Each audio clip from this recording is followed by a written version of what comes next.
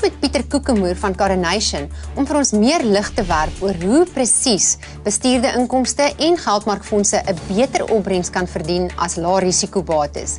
Pieter is hoof van persoonlike beleggings en hy gaan spesifiek oor die Coronation strategiese inkomstefonds praat.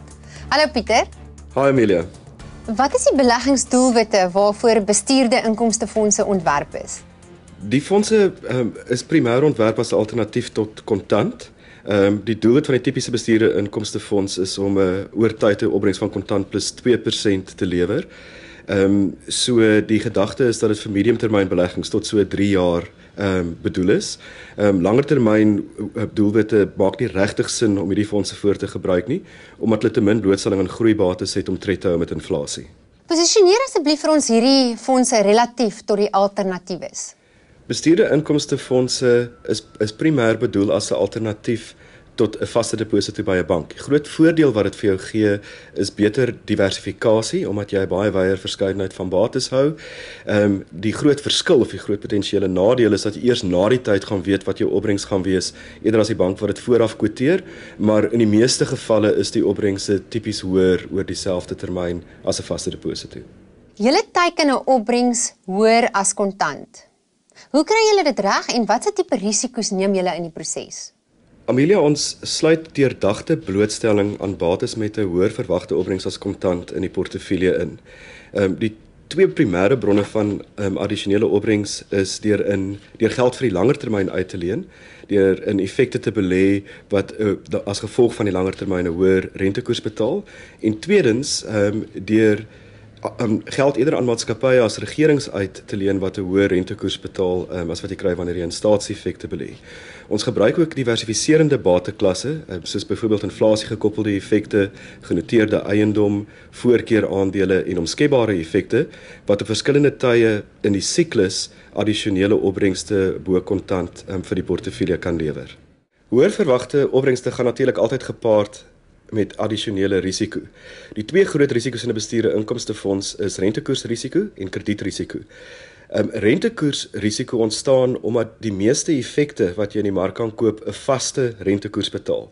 Wat dan gebeur wanneer die Reserwebank die beleidsrentekoers verander, is dat staatseffekte of ander effekte wat in die sekondêre mark verhandel se prys moet aanpas om die nuwe rentekoersrealiteit te reflekteer. Wanneer rentekoerse styg, beteken dit dat jy as bestaande eienaar van die effek 'n kapitaalverlies kan ly. Ons taak as fondsbestuurder is dus om, wanneer ons dink rentekoerse gaan styg, minder vaste rentekoersblootstelling in die portefeulje te hê. Die tweede groot risiko is kredietrisiko. Dit beteken doeteenvoudig dat die entiteit aan wie jy geld uitleen jou nie noodwendig kan terugbetaal nie. So dit is baie belangrik as fondsbestuurder om seker te maak dat ons net uitleen aan entiteite en maatskappye wat 'n baie hoë waarskynlikheid van terugbetaling gaan hê. Anders is daar die hoë rentekoers wat jy verwag om van die maatskappy te kry nie die moeite werd nie. Hoe word bestuurde inkomstefondse deur marktoestande beïnvloed? Huidige rentekoersvlakke en die mark se verwagtinge oor waar rentekoerse heen gaan beweeg in die toekoms is die mees belangrike aspekte. In periodes met dalende rentekoerse of wanneer die mark dalende rentekoerse verwag, is daar baie geleenthede om kapitaalwinste te maak en dit is dus redelik maklik om kontant uit te presteer. Wanneer die mark verwag dat rentekoerse gaan begin styg, word die geleenthede baie minder en beleggers behoort in hierdie omstandighede heelwat laer verwagtinge te hê. Wat is julle huidige vooruitsigte vir opbrengste? Die beleidskoers in Suid-Afrika is op die oomblik net 5%. En dis die laagste nominale vlak sedert die vroeë 80s.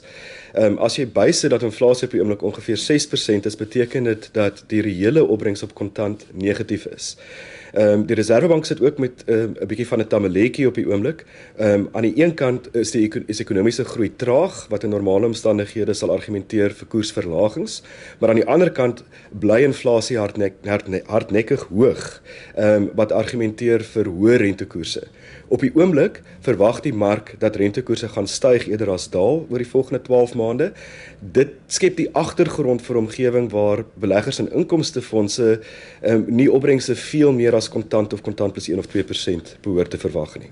Baie dankie Pieter.